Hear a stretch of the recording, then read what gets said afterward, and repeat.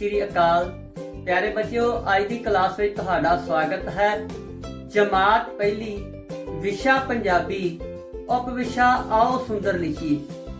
प्यारे बच्चों, सुंदर लिखाई लिखण दे लई कुछ खास नुकतिਆਂ ਦਾ ਧਿਆਨ ਰੱਖਣਾ ਪੈਂਦਾ ਹੈ। ਉਹਨਾਂ ਖਾਸ ਨੁਕਤਿਆਂ ਦੀ ਸਾਂਝ ਅੱਜ ਦੀ ਕਲਾਸ ਵਿੱਚ ਤੁਹਾਡੇ ਨਾਲ ਪਾਉਂਦੇ ਹਾਂ। ਆਓ ਸ਼ੁਰੂ ਕਰਦੇ ਹਾਂ। ਪਿਆਰੇ ਬੱਚਿਓ, ਅੱਜ ਆਪਾਂ 4 ਰੇਖਾਵਾਂ ਤੇ ਲਿਖਣ ਦਾ ਅਭਿਆਸ ਕਰਦੇ ਹਾਂ। 1 2 3 4 ਇਹਨਾਂ ਨੂੰ ਇੱਕ ਲਾਈਨ ਉੱਪਰੋਂ ਛੱਡ ਦੇਣੀ ਹੈ। ਦੂਸਰੀ ਲਾਈਨ ਤੇ ਆਪਾਂ ਲਿਖਣਾ ਸ਼ੁਰੂ ਕਰਦੇ ਹਾਂ। ਬਿਲਕੁਲ ਰੇਖਾ ਦੇ ਨਾਲ ਤੁਸੀਂ ਸਿੱਧੀ ਰੇਖਾ ਲਾਉਣੀ ਹੈ। ਇਸ ਦਾ ਧਿਆਨ ਰੱਖਣਾ ਹੈ ਕਿ ਬਿਲਕੁਲ ਸਿੱਧੀ ਹੋਵੇ। ਥੋੜਾ ਜੀ ਰੇਖਾ ਨੂੰ ਛੱਡਣ ਤੋਂ ਬਾਅਦ ਅਸੀਂ ਇੱਕ ਗਲਾਈ ਦਿੰਦੇ ਹਾਂ। ਗਲਾਈ ਦੇਣ ਤੋਂ ਬਾਅਦ ਵਾਪਸ ਜਾਂਦੇ ਹੋਏ ਬਿਲਕੁਲ ਫਿਰ ਅਸੀਂ ਗੋਲ ਕਰਦੇ ਹਾਂ। ਇਹ ਸਾਡੇ ਕੋਲ ਤਿਆਰ ਹੋ ਗਿਆ ਹੈ ਡੱਡਾ। ਇਹ ਗੱਲ ਦਾ ਖਾਸ ਧਿਆਨ ਰੱਖਣਾ ਹੈ ਕਿ ਪਿਛਲੇ ਪਾਸਿਓਂ ਤੇ ਅਗਲੇ ਪਾਸਿਓਂ ਇਹ ਬਿਲਕੁਲ ਬਰਾਬਰ ਹੋਣਾ ਚਾਹੀਦਾ ਹੈ। ਦੂਸਰਾ ਅੱਖਰ ਅਸੀਂ ਬਣਾਉਣਾ ਸ਼ੁਰੂ ਕਰਦੇ ਹਾਂ ੜਾੜਾ। ਬਿਲਕੁਲ ਉਸੇ ਤਰ੍ਹਾਂ ਸਿੱਧੀ ਰੇਖਾ ਲਾਉਣੀ ਹੈ ਤੇ ਇਸ ਨੂੰ ਲਾਈਨ ਦੇ ਬਿਲਕੁਲ ਨਾਲ ਥੋੜੀ ਜਿਹੀ ਰੇਖਾ ਛੱਡਣ ਤੋਂ ਬਾਅਦ ਫਿਰ ਉਸ ਪ੍ਰਕਾਰ ਹੀ ਗਲਾਈ। ਵਾਪਸ ਜਾਂਦੇ ਹੋਏ ਦੂਸਰੀ ਗਲਾਈ ਨੂੰ ਅਸੀਂ ਅੰਤ ਤੋਂ ਮੋੜ ਦੇਵਾਂਗੇ ਤੇ ਰੇਖਾ ਦੇ ਅੰਤਲੀ ਰੇਖਾ ਤੋਂ ਥੋੜਾ ਜਿਹਾ ਹੇਠਾਂ ਜਾਏਗੀ। ਇਹ ਸਾਡੇ ਕੋਲ ਤਿਆਰ ਹੋ ਗਿਆ ਹੈ ਅੜਾੜਾ। ਇਸ ਤੋਂ ਅਗਲਾ ਅੱਖਰ ਅਸੀਂ ਲਿਖਦੇ ਹਾਂ ਊੜਾ। ਬਿਲਕੁਲ ਉਸੇ ਪ੍ਰਕਾਰ ਹੀ ਸਿੱਧੀ ਰੇਖਾ ਲਾਉਂਦੇ ਹਾਂ। ਥੋੜੀ ਰੇਖਾ ਛੱਡਣ ਤੋਂ ਬਾਅਦ ਗਲਾਈ ਦੇਣੀ ਹਾਂ। ਗਲਾਈ ਦੇਣ ਤੋਂ ਬਾਅਦ ਦੂਸਰੀ ਗਲਾਈ ਦਿੰਦੇ ਹੋਏ ਅਸੀਂ ਉੱਪਰ ਨੂੰ ਜਾ ਕੇ ਉੱਥੇ ਥਾਂ ਮੁੜ ਜਾਣਾ ਹੈ ਜਿੱਥੋਂ ਅਸੀਂ ਅੱਖਰ ਨੂੰ ਪਹਿਲੀ ਗਲਾਈ ਦਿੱਤੀ ਸੀ। ਇਸ ਗੱਲ ਦਾ ਖਾਸ ਧਿਆਨ ਰੱਖਣਾ ਹੈ ਕਿ ਪਹਿਲੀ ਗਲਾਈ ਤੋਂ ਦੂਸਰੀ ਗਲਾਈ ਹੈ ਜਿਹੜੀ ਉਹ ਛੋਟੀ ਹੋਵੇਗੀ, ਤਾਂ ਹੀ ਇਹ ਅੱਖਰ ਦੀ ਬਣਤਰ ਬਿਲਕੁਲ ਸਹੀ ਹੋਵੇਗੀ। ਇਹ ਸਾਰਾ ਹੈ ਊੜਾ।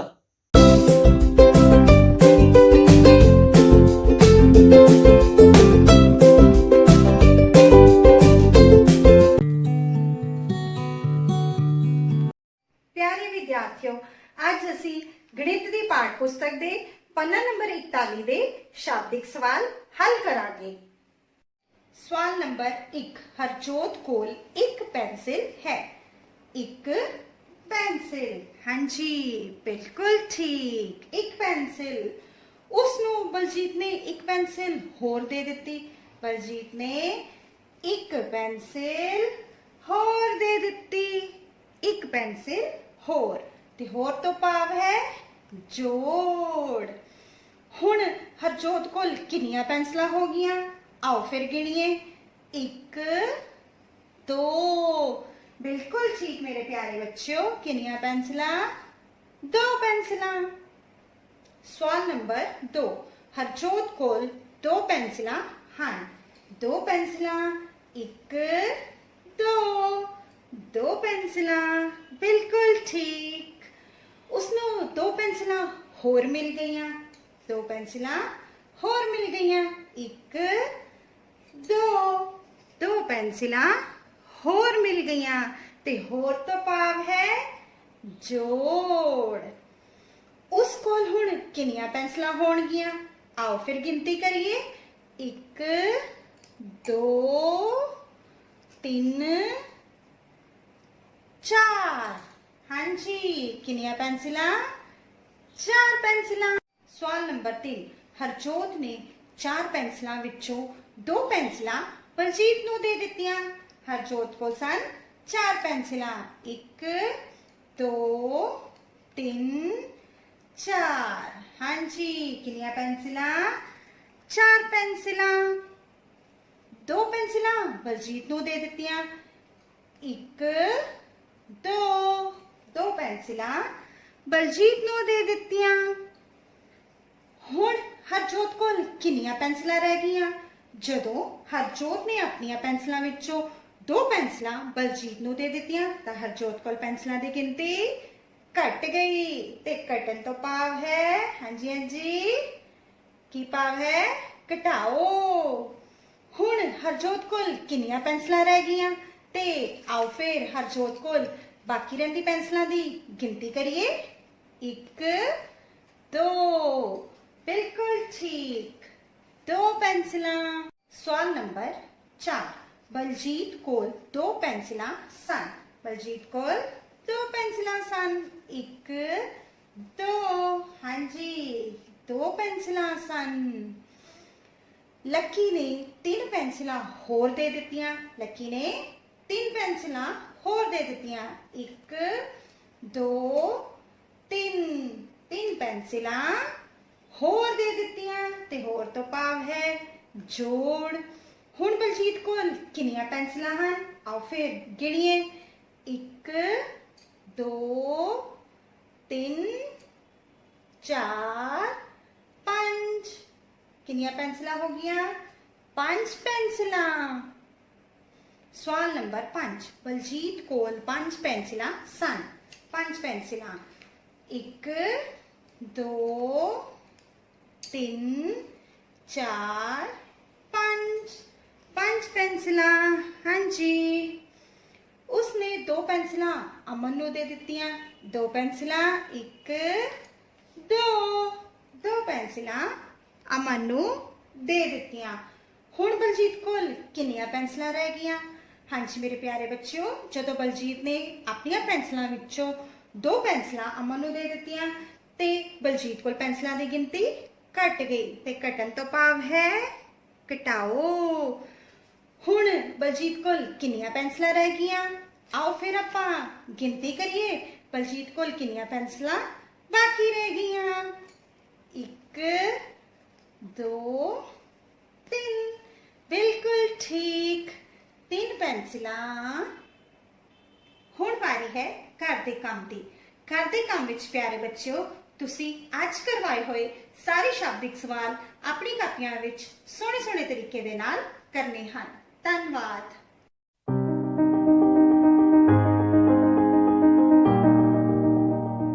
Good morning, children. Now, all these letters are your friends. Oh, some are hidden. Now, you will help me to find out these letters and fill in the blanks. Let's read, children. Come with me. A B C D. Very good, children. Keep it up. E F G H I J K L. Great job, children. So, children, here are some letters. Oh, some letters are missing. You will help me to find out the missing letters. Let's start. E. Oh, a letter is missing. What comes after E? Yes, you are right. It is F. So, F will fill up the place. E, F, G, H. You are right. Here, what will come, children? H. Great job. Now, let's read once again. E, F, G, H.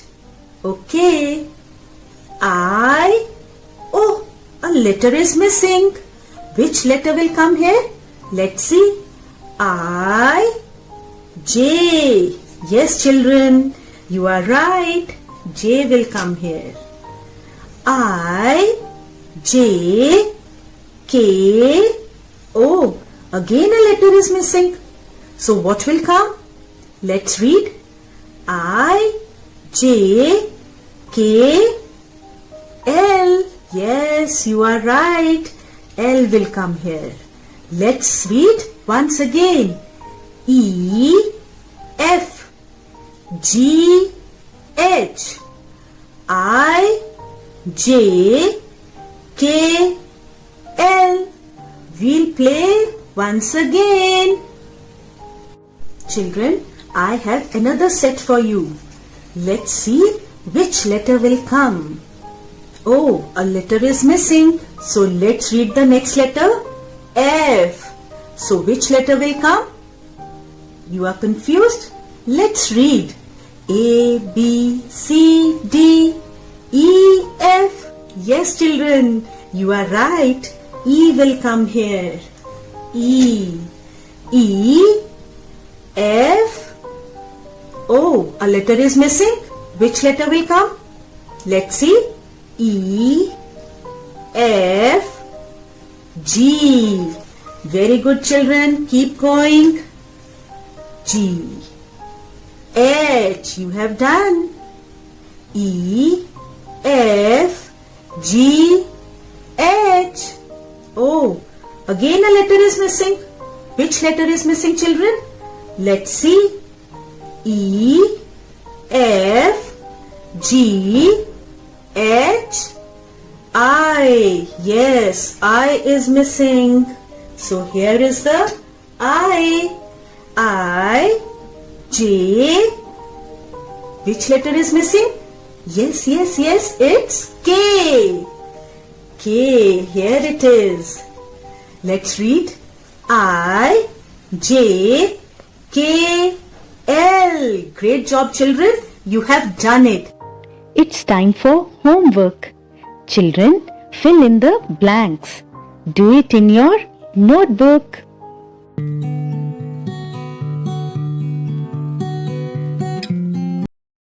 ਇੱਕ ਪਿਆਰੀ ਸੂਰਤ ਮੇਰੀ ਮਾਂ, ਮਮਤਾ ਦੀ ਮੂਰਤ ਮੇਰੀ ਮਾਂ, ਸਾਫ਼ ਸੁਥਰਾ ਮੈਨੂੰ ਬਣਾਉਂਦੀ ਮਾਂ, ਸਵਾਦ ਖਾਣਾ ਨਿੱਤ ਖਿਲਾਉਂਦੀ ਮਾਂ। ਹਾਂਜੀ ਬੱਚਿਓ, ਆਇਆ ਕੁਝ ਯਾਦ? ਬੱਚਿਓ, ਤੁਹਾਡੀ ਸਵਾਗਤ ਜ਼ਿੰਦਗੀ ਦੀ ਪਾਠ ਪੁਸਤਕ ਦੇ ਪਾਠ 3 ਪਿਆਰ ਅਤੇ ਦਿਆਲਤਾ ਵਿੱਚ ਇਹ ਕਵਿਤਾ ਹੈ। ਕਵਿਤਾ ਤੁਸੀਂ ਪੜ੍ਹ ਚੁੱਕੇ ਹੋ। ਚਲੋ ਮੇਰੇ ਕੁਝ ਪ੍ਰਸ਼ਨਾਂ ਦੇ ਉੱਤਰ ਦਿਓ। ਹਾਂਜੀ, ਪਹਿਲਾ ਪ੍ਰਸ਼ਨ ਹੈ, ਤੁਸੀਂ ਆਪਣੀ ਮਾਤਾ ਜੀ ਲਈ ਪਿਆਰ ਕਿਵੇਂ ਪ੍ਰਗਟ ਕਰਦੇ ਹੋ? ਕਿਵੇਂ ਦੱਸਦੇ ਹੋ ਕਿ ਤੁਸੀਂ ਆਪਣੇ ਮੰਮਾ ਨੂੰ ਕਿੰਨਾ ਪਿਆਰ ਕਰਦੇ ਹੋ? ਹਾਂਜੀ, ਗਲਵੱਕੜੀ ਪਾ ਕੇ। ਸ਼ਾਬਾਸ਼। ਤੁਸੀਂ ਆਪਣੇ ਪਿਤਾ ਜੀ ਨਾਲ ਕਿੱਥੇ-ਕਿੱਥੇ ਘੁੰਮਣ ਜਾਂਦੇ ਹੋ? ਮੈਡਮ ਜੀ, ਮੈਂ ਆਪਣੇ ਪਾਪਾ ਨਾਲ ਬਾਜ਼ਾਰ ਘੁੰਮਣ ਜਾਂਦਾ ਹਾਂ। ਅੱਛਾ ਜੀ, ਫਿਰ ਹੁਣ ਦੱਸੋ ਕਿ ਤੁਸੀਂ ਆਪਣੇ ਦਾਦੀ ਜੀ ਨਾਲ ਕਦੋਂ ਅਤੇ ਕਿਹੜੀਆਂ-ਕਿਹੜੀਆਂ ਗੱਲਾਂ ਕਰਦੇ ਹੋ? ਮੈਂ ਤੇ ਮੇਰੇ ਦਾਦੀ ਜੀ ਜਦੋਂ ਵਿਹਲੇ ਹੁੰਦੇ ਹਾਂ ਤਾਂ ਅਸੀਂ ਉਹਨਾਂ ਦੇ ਬਚਪਨ ਦੀਆਂ ਗੱਲਾਂ ਕਰਦੇ ਹਾਂ। ਅੱਛਾ, ਚਲੋ ਫਿਰ ਤੁਸੀਂ ਆਪਣੇ ਦਾਦਾ ਜੀ ਨਾਲ ਕਿਹੜੀ-ਕਿਹੜੀ ਖੇਡ ਖੇਡਦੇ ਹੋ? ਮੈਂ ਤੇ ਮੇਰੇ ਦਾਦਾ ਜੀ ਇਕੱਠੇ ਬਹਿ ਕੇ ਚਿੜੀ ਉੜਤੇ ਤਾਸ਼ ਖੇਡਦੇ ਹਾਂ। ਅੱਛਾ ਬੱਚਿਓ, ਫਿਰ ਇੱਕ ਗੱਲ ਹੋਰ ਦੱਸੋ ਕਿ ਤੁਹਾਡੇ ਪਰਿਵਾਰ ਦੇ ਮੈਂਬਰ ਜਾਂ ਕਿਸੇ ਹੋਰ ਜਾਣਕਾਰ ਵਿਅਕਤੀ ਦੇ ਮਿਲਣ ਤੇ ਤੁਸੀਂ ਕੀ ਕਹਿੰਦੇ ਹੋ ਭਲਾ?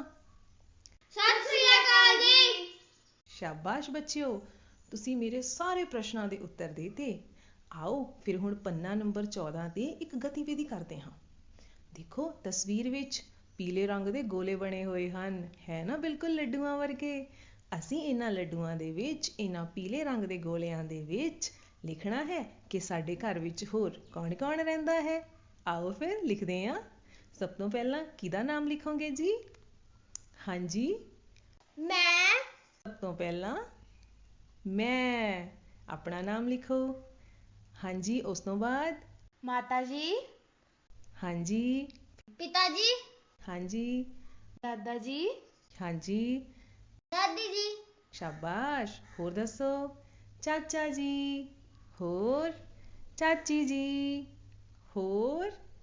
ਤੇ ਮੇਰੀ ਦੀਦੀ। ਪਿਆਰੇ ਬੱਚਿਓ, ਹੁਣ ਤੁਸੀਂ ਵੀ ਇਸ ਤਸਵੀਰ ਵਿਚਲੇ ਗੋਲਿਆਂ ਵਿੱਚ ਆਪਣੇ ਪਰਿਵਾਰ ਦੇ ਮੈਂਬਰਾਂ ਦੇ ਨਾਮ ਲਿਖਣੇ ਹਨ। ਬੱਚਿਓ ਤੁਸੀਂ ਇਹਨਾਂ ਗੋਲਿਆਂ ਵਿੱਚ ਆਪਣੇ ਪਰਿਵਾਰਿਕ ਮੈਂਬਰਾਂ ਦੀਆਂ ਤਸਵੀਰਾਂ ਵੀ ਲਗਾ ਸਕਦੇ ਹੋ।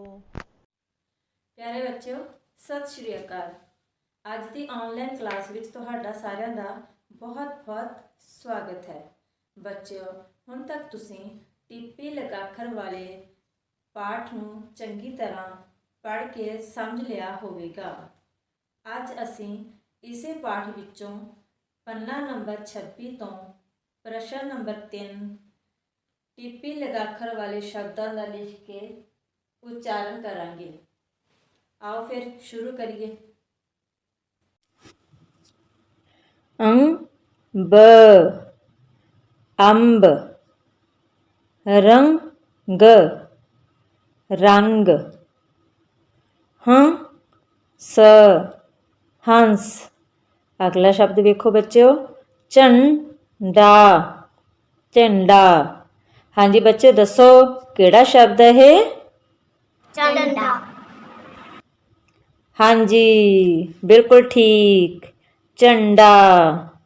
हाँ जी अगला शब्द वेखो, डंडा डंडा।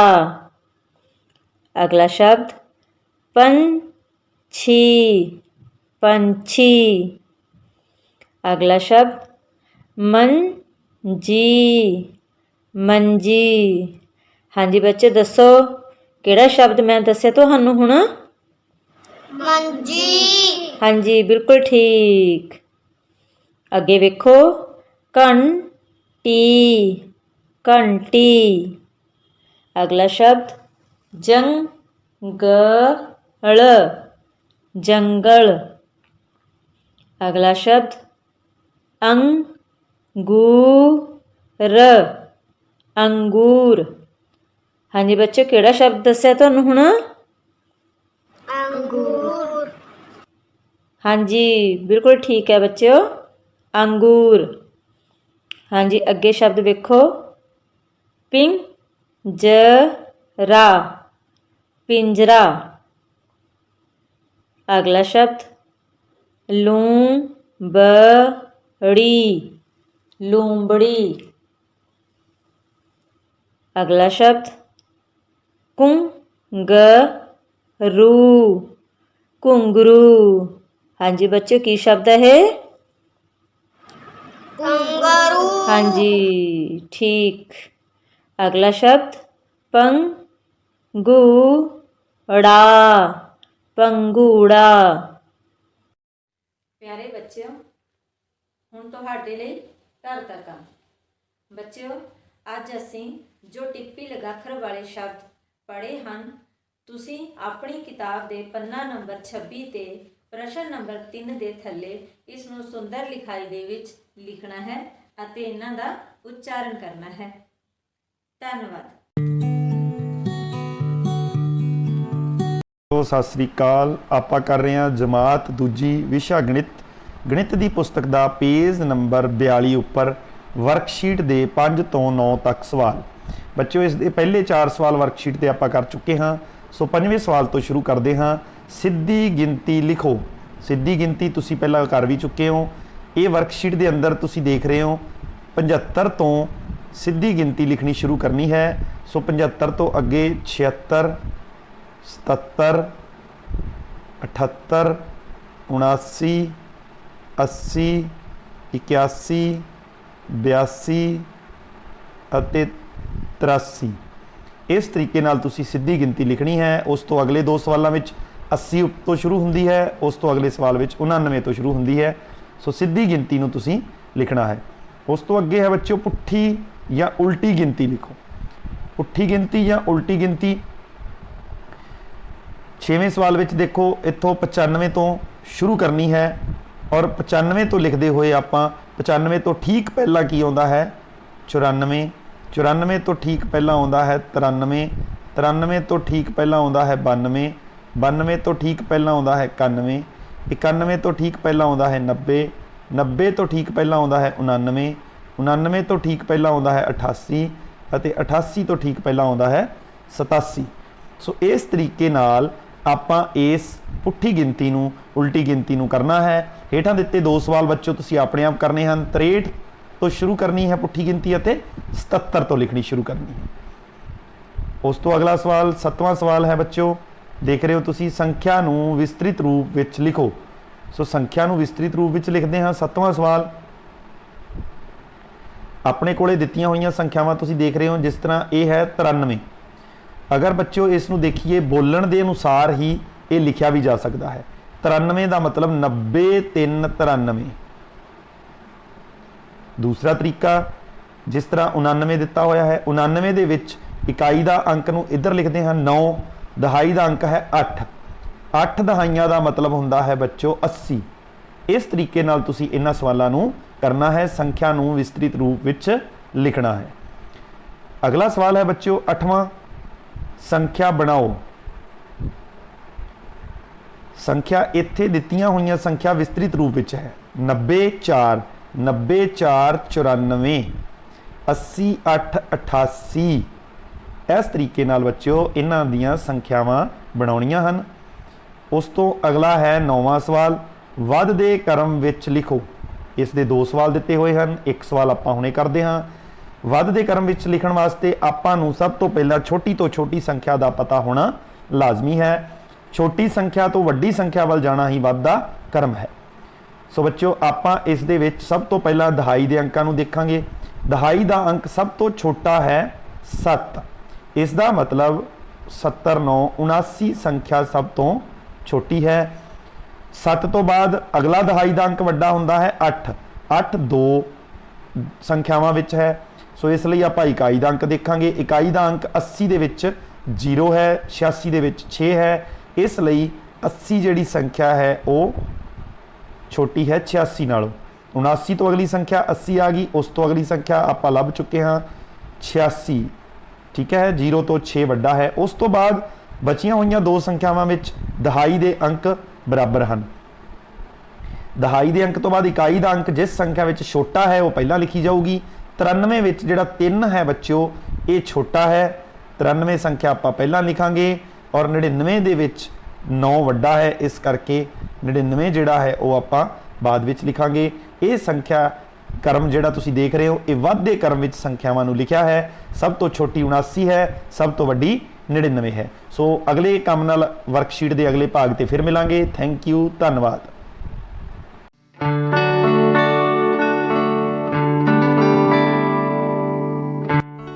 Hello students, today our topic is E sound words.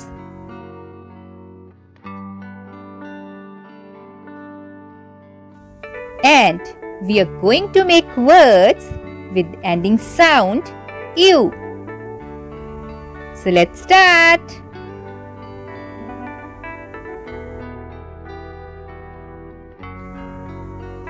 Sir, you, sew.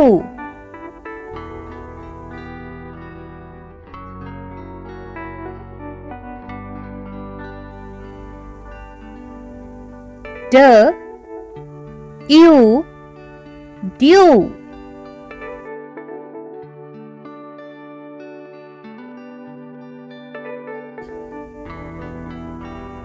N, you, new bag.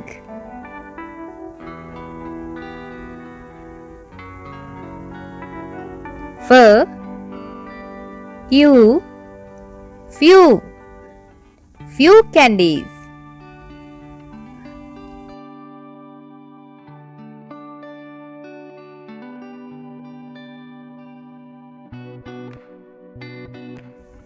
M, you, new. P, you, pew.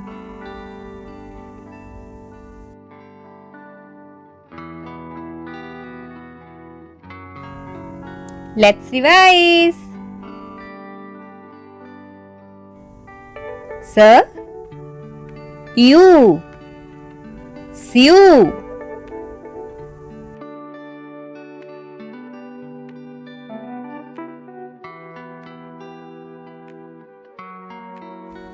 D, U, dew.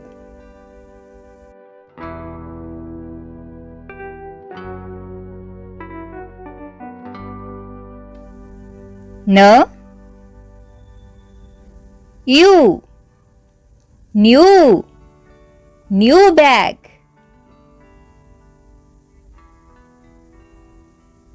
F, U, few.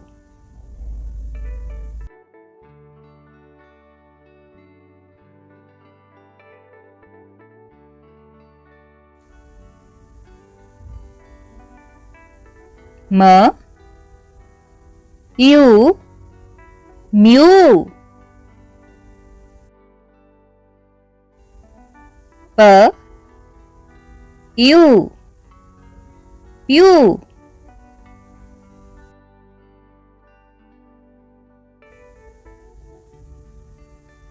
Now, let's revise again.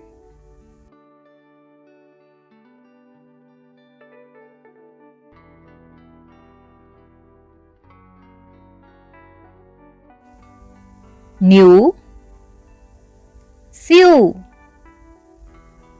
mew, dew, few, pew. Now it's time for homework. Dear students, look at the words. Now you have to read and write these words in your notebook. ਜਮਾਤ ਤੀਜੀ ਵਿਸ਼ਾ ਪੰਜਾਬੀ। ਪਿਆਰੇ ਬੱਚਿਓ, ਹੁਣ ਤੱਕ ਤੁਸੀਂ ਆਪਣਾ 7ਵਾਂ ਪਾਠ ਦਰਿਆ ਨੇ ਕਿਹਾ ਪੜ੍ਹ ਚੁੱਕੇ ਹੋ। ਉਮੀਦ ਕਰਦੀ ਹਾਂ ਕਿ ਇਹ ਪਾਠ ਤੁਹਾਨੂੰ ਚੰਗੀ ਤਰ੍ਹਾਂ ਸਮਝ ਆ ਗਿਆ ਹੋਵੇਗਾ। ਬੱਚਿਓ, ਜਦੋਂ ਵੀ ਆਪਾਂ ਕੋਈ ਕਹਾਣੀ ਪੜ੍ਹਦੇ ਹਾਂ ਜਾਂ ਸੁਣਦੇ ਹਾਂ, ਉਸ ਤੋਂ ਬਾਅਦ ਜਦੋਂ ਉਸ ਵਿੱਚੋਂ ਪ੍ਰਸ਼ਨ ਪੁੱਛੇ ਜਾਂਦੇ ਹਨ, ਜੇਕਰ ਅਸੀਂ ਉਹਨਾਂ ਪ੍ਰਸ਼ਨਾਂ ਦਾ ਜਵਾਬ ਸਹੀ ਦਿੰਦੇ ਹਾਂ ਤਾਂ ਇਸ ਦਾ ਕੀ ਅਰਥ ਹੈ ਕਿ ਇਹ ਪਾਠ ਸਾਨੂੰ ਚੰਗੀ ਤਰ੍ਹਾਂ ਸਮਝ ਆ ਗਿਆ ਹੈ।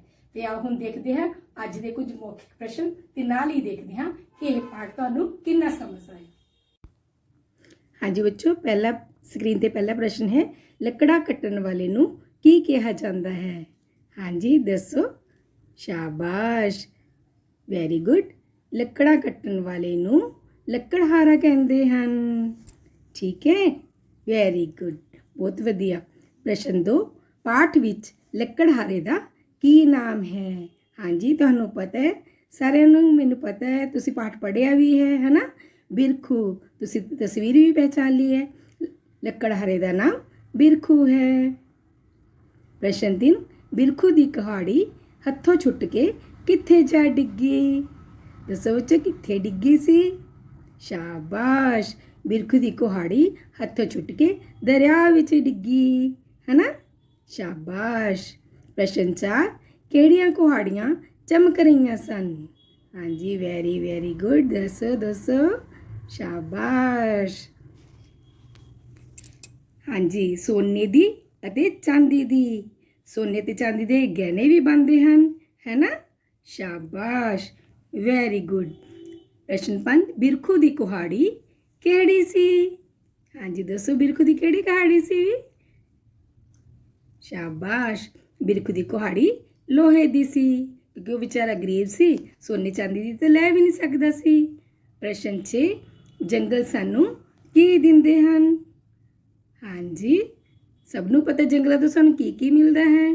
ਹਾਂਜੀ, ਜੰਗਲਾਂ ਤੋਂ ਸਾਨੂੰ ਫਲ ਮਿਲਦੇ ਹਨ, ਰੰਗ ਬਿਰੰਗੇ ਫੁੱਲ ਮਿਲਦੇ ਹਨ, ਹੈ ਨਾ। ਤੇ ਲੱਕੜ ਜਿਹੜੀ ਕਿ ਸਾਡੇ ਫਰਨੀਚਰ ਬਣਾਉਣ ਦੇ ਵੀ ਕੰਮ ਆਉਂਦੀ ਹੈ। ਕਈ ਤਰ੍ਹਾਂ ਦੀਆਂ ਦਵਾਈਆਂ ਬਣਾਉਣ ਲਈ ਜੜੀ ਬੂਟੀਆਂ ਮਿਲਦੀਆਂ ਹਨ, ਹੈ ਨਾ। ਤੇ ਠੰਡੀ ਛਾਂ ਮਿਲਦੀ ਹੈ। ਠੀਕ ਹੈ। ਪ੍ਰਸ਼ਨ 7, ਮੀਂਹ ਪੈਣ ਨਾਲ ਕੀ ਹੁੰਦਾ ਹੈ? ਹਾਂਜੀ ਦੱਸੋ, ਮੀਂਹ ਪੈਣ ਨਾਲ ਕੀ ਹੁੰਦਾ ਹੈ? ਹਾਂਜੀ, ਪਾਠ ਵਿੱਚ ਅਸੀਂ ਪੜ੍ਹਿਆ ਹੈ ਨਾ। ਮੀਂਹ ਪੈਣ ਨਾਲ ਨਦੀਆਂ ਦਾ ਪਾਣੀ ਵਹਿੰਦਾ ਰਹਿੰਦਾ ਹੈ ਤੇ ਦਰਿਆ ਸੁੱਕਦੇ ਨਹੀਂ। ਪ੍ਰਸ਼ਨ 8, ਧਰਤੀ ਨੂੰ ਹਰਿਆ ਭਰਿਆ ਰੱਖਣ ਲਈ ਕੀ ਕਰਨਾ ਚਾਹੀਦਾ ਹੈ? ਹਾਂਜੀ ਬੱਚੋ ਦੱਸੋ, ਧਰਤੀ ਨੂੰ ਹਰਾ ਭਰਾ ਰੱਖਣ ਲਈ ਸਾਨੂੰ ਕੀ ਕਰਨਾ ਚਾਹੀਦਾ ਹੈ? ਹਾਂ, ਇਸ ਦੇ ਲਈ ਆਪਾਂ ਸਾਰੇ ਮਿਲ ਕੇ ਵੱਧ ਤੋਂ ਵੱਧ ਰੁੱਖ ਲਗਾਵਾਂਗੇ। ਜੇਕਰ ਇੱਕ ਰੁੱਖ ਕੱਟਦੇ ਹਾਂ ਉਸ ਦੀ ਥਾਂ 5 ਰੁੱਖ ਲਗਾਵਾਂਗੇ। ਹੁਣ ਵਾਰੀ ਹੈ ਘਰ ਦੇ ਕੰਮ ਦੀ। ਬੱਚਿਓ, ਤੁਸੀਂ ਇਹ ਪਾਠ ਇੱਕ ਵਾਰ ਫਿਰ ਪੜ੍ਹਨਾ ਹੈ ਤੇ ਇਸ ਤਰ੍ਹਾਂ ਦੇ ਹੀ ਹੋਰ ਪ੍ਰਸ਼ਨ ਤਿਆਰ ਕਰਨੇ ਹਨ। ਧੰਨਵਾਦ। ਸਤਿ ਸ਼੍ਰੀ ਅਕਾਲ ਪਿਆਰੇ ਬੱਚਿਓ, ਅਸੀਂ ਕਰੰਸੀ ਨੋਟਾਂ ਨੂੰ ਵਧਾਉਣਾ ਤੇ ਘਟਾਉਣਾ ਸਿੱਖ ਚੁੱਕੇ ਹਾਂ। ਅੱਜ ਅਸੀਂ ਜੋੜ ਵੱਲ ਇੱਕ ਕਦਮ ਹੋਰ ਵਧਾਉਂਦੇ ਹੋਏ ਕਰੰਸੀ ਨੋਟਾਂ ਦੀ ਸਹਾਇਤਾ ਦੇ ਨਾਲ 2 ਅੰਕੀ ਸੰਖਿਆਵਾਂ ਦਾ ਜੋੜ ਕਰਨਾ ਸਿੱਖਾਂਗੇ। ਇਹ ਹਰਗੁਣ ਹੈ ਤੇ ਹਰਗੁਣ ਕੋਲ ਹਨ 75 ਰੁਪਏ। ਹਾਂਜੀ, 10-10 ਦੇ 7 ਨੋਟ ਤੇ 1-1 ਦੇ 5 ਨੋਟ। 70 5 75 ਰੁਪਏ। ਹਰਗੁਣ ਦੀ ਛੋਟੀ ਭੈਣ ਨੇ ਉਸਨੂੰ ਦਿੱਤੇ 25 ਰੁਪਏ। 10-10 ਦੇ 2 ਨੋਟ ਤੇ 1-1 ਦੇ 5 ਨੋਟ। 20 5 25 ਰੁਪਏ। ਸੋ ਮੇਰੇ ਪਿਆਰੇ ਬੱਚਿਓ, ਹਰਗੁਣ ਕੋਲ ਸਨ 75 ਰੁਪਏ। 25 ਰੁਪਏ ਉਸਦੀ ਛੋਟੀ ਭੈਣ ਨੇ ਹੋਰ ਦਿੱਤੇ। ਤੇ ਆਓ ਫਿਰ ਦੇਖੀਏ ਹੁਣ ਹਰਗੁਣ ਕੋਲ ਕਿੰਨੇ ਰੁਪਏ ਹਨ। ਪਿਆਰੇ ਬੱਚਿਓ, ਹਰਗੁਣ ਕੋਲ ਸਨ 75 ਰੁਪਏ। ਆਓ ਫਿਰ ਗਿਣੀਏ। 10 20 30 40 50 60 70 71 72 73 74 75। ਸਭ ਤੋਂ ਪਹਿਲੇ ਪਿਆਰੇ ਬੱਚਿਓ, ਅਸੀਂ 1-1 ਦੇ ਨੋਟਾਂ ਦੀ ਗਿਣਤੀ ਕਰਾਂਗੇ। ਆਓ ਫਿਰ ਗਿਣੀਏ। 1 2 3 4 5। 5 1 ਰੁਪਏ ਦੇ ਨੋਟ ਬਰਾਬਰ ਹੈ 5 ਇਕਾਈਆਂ। ਹਾਂਜੀ, ਸੋ ਮੇਰੇ ਪਿਆਰੇ ਬੱਚਿਓ, ਇਕਾਈ ਵਾਲੇ ਸਥਾਨ ਤੇ 5। ਹੁਣ 10-10 ਦੇ ਨੋਟਾਂ ਦੀ ਗਿਣਤੀ ਕਰੀਏ। 10 20 30 40 50 60 70। ਹਾਂਜੀ ਮੇਰੇ ਪਿਆਰੇ ਬੱਚਿਓ, 70 ਰੁਪਏ ਬਰਾਬਰ ਹਨ। ਬਿਲਕੁਲ ਠੀਕ। 7 ਦਹਾਈਆਂ। ਹਰਗੁਣ ਦੀ ਛੋਟੀ ਭੈਣ ਨੇ ਦਿੱਤੇ ਉਸਨੂੰ 25 ਰੁਪਏ। ਆਓ ਗਿਣੀਏ। 10 20 21 22 23 24 25। ਸਭ ਤੋਂ ਪਹਿਲਾਂ ਅਸੀਂ 1-1 ਦੇ ਨੋਟਾਂ ਦੀ ਗਿਣਤੀ ਕਰਾਂਗੇ। ਆਓ ਫਿਰ ਗਿਣੀਏ। 1 2 3 4 5। 5 1-1 ਦੇ ਨੋਟ ਬਰਾਬਰ ਹੈ 5 ਰੁਪਏ ਤੇ 5 ਰੁਪਏ ਬਰਾਬਰ ਹਨ 5 ਇਕਾਈਆਂ। ਹਾਂਜੀ, ਆਓ ਹੁਣ 10-10 ਦੇ ਨੋਟਾਂ ਦੀ ਗਿਣਤੀ ਕਰੀਏ। 10 20 ਤੇ 20 ਰੁਪਏ ਬਰਾਬਰ ਹਨ ਮੇਰੇ ਪਿਆਰੇ ਬੱਚਿਓ। ਬਿਲਕੁਲ ਠੀਕ ਸੋਚਿਆ। 2 ਦਹਾਈਆਂ। ਸੋ ਮੇਰੇ ਪਿਆਰੇ ਬੱਚਿਓ, ਆਓ ਦੇਖੀਏ ਹਰਗੁਣ ਕੋਲ ਕਿੰਨੇ ਰੁਪਏ ਹਨ। ਸਭ ਤੋਂ ਪਹਿਲੇ ਅਸੀਂ ਗਿਣਤੀ ਕਰਾਂਗੇ 1-1 ਦੇ ਨੋਟਾਂ ਦੀ। ਆਓ ਫਿਰ ਗਿਣੀਏ। 1 2 3 4 5 6 7 8 9 10। 10 1-1 ਦੇ ਨੋਟ ਬਰਾਬਰ ਹਨ 10 ਰੁਪਏ ਤੇ 10 ਰੁਪਏ ਬਰਾਬਰ ਹਨ 10 ਇਕਾਈਆਂ। ਸੋ ਮੇਰੇ ਪਿਆਰੇ ਬੱਚਿਓ, 10 ਇਕਾਈਆਂ ਬਰਾਬਰ ਹਨ 1 ਦਹਾਈ। ਇਸ ਲਈ ਬੱਚਿਓ, ਅਸੀਂ 1-1 ਦੇ 10 ਨੋਟਾਂ ਦੇ ਬਦਲੇ ਲਵਾਂਗੇ। ਬਿਲਕੁਲ ਠੀਕ। 10 ਦਾ 1 ਨੋਟ।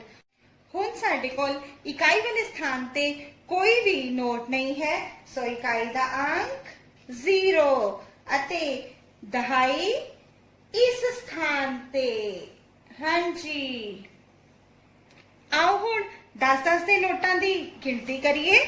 10 20 30 40 50 60 70 80 90 100।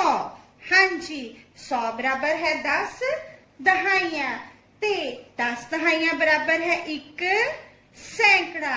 ਸੋ ਹੁਣ ਅਸੀਂ 10-10 ਦੇ 10 ਨੋਟਾਂ ਦੇ ਬਦਲੇ ਲਵਾਂਗੇ 100 ਦਾ 1 ਨੋਟ। ਹਾਂਜੀ, ਸੋ ਹੁਣ ਦਹਾਈ ਵਾਲੇ ਸਥਾਨ ਤੇ ਬੱਚਿਓ ਸਾਡੇ ਕੋਲ ਕੋਈ ਵੀ ਨੋਟ ਨਹੀਂ ਹੈ, ਸੋ ਦਹਾਈ ਦਾ ਅੰਕ 0 ਅਤੇ ਸੈਂਕੜੇ ਵਾਲੇ ਸਥਾਨ ਤੇ ਸਾਡੇ ਕੋਲ ਹੈ 100 ਦਾ 1 ਨੋਟ, ਸੋ ਸੈਂਕੜੇ ਦਾ ਅੰਕ 1। ਹੁਣ ਮੇਰੇ ਪਿਆਰੇ ਬੱਚਿਓ, ਹਰਗੁਣ ਕੋਲ ਸਨ 75 ਰੁਪਏ। ਉਸਦੀ ਛੋਟੀ ਭੈਣ ਨੇ ਦਿੱਤੇ ਉਸਨੂੰ 25 ਰੁਪਏ ਤੇ ਹਰਗੁਣ ਕੋਲ ਹੋ ਗਏ ਬਿਲਕੁਲ ਠੀਕ 100 ਰੁਪਏ। ਹੁਣ ਵਾਰੀ ਹੈ ਘਰ ਦੇ ਕੰਮ ਦੀ। ਘਰ ਦੇ ਕੰਮ ਵਿੱਚ ਪਿਆਰੇ ਬੱਚਿਓ, ਤੁਸੀਂ ਆਪਣੀ ਗਣਿਤ ਦੀ ਪਾਠ ਪੁਸਤਕ ਦੇ ਪੰਨਾ ਨੰਬਰ 52 ਉੱਪਰ ਦਿੱਤੇ ਗਏ ਸਵਾਲ ਨੰਬਰ 2 ਅੰਕੀ ਸੰਖਿਆਵਾਂ ਦਾ ਜੋੜ ਹਾਸਲ ਨਾਲ ਇਹ ਸਵਾਲ ਆਪਣੀ ਕਾਪੀਆਂ ਦੇ ਵਿੱਚ ਹੱਲ ਕਰਨੇ ਹਨ। ਧੰਨਵਾਦ।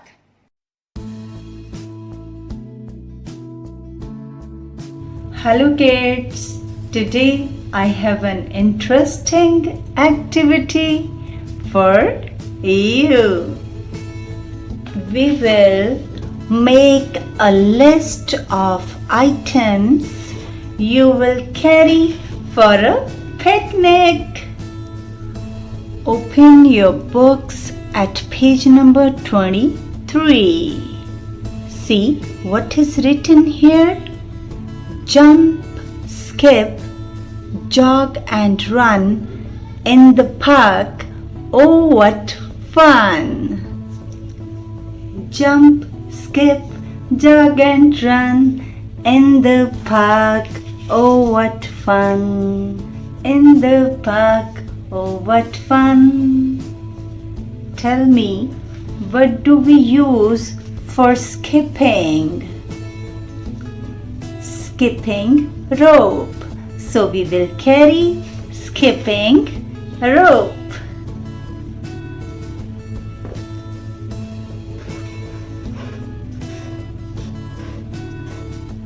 Skip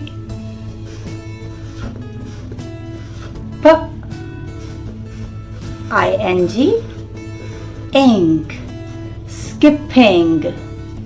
R-O-P-E,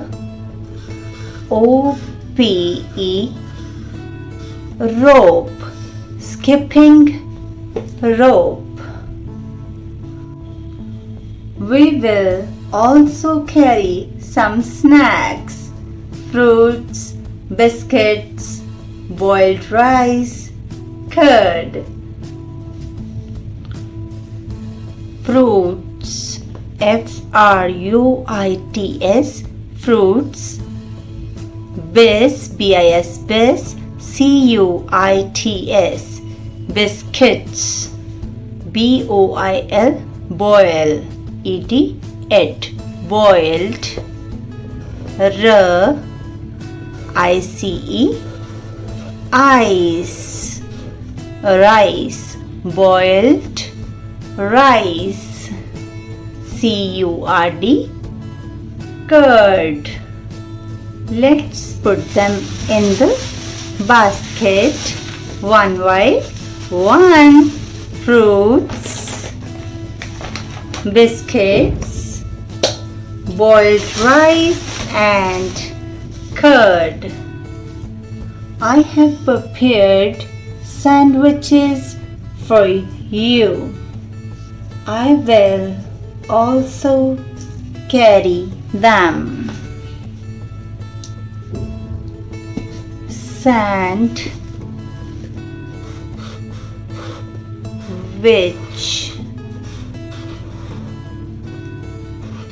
E-S, sandwiches, sandwiches.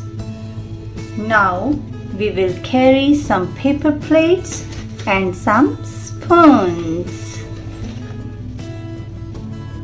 P-A-P-E-R, paper. P-L-A-T-E-H, plates, paper plates.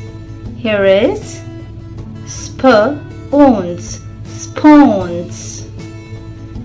Water is very important.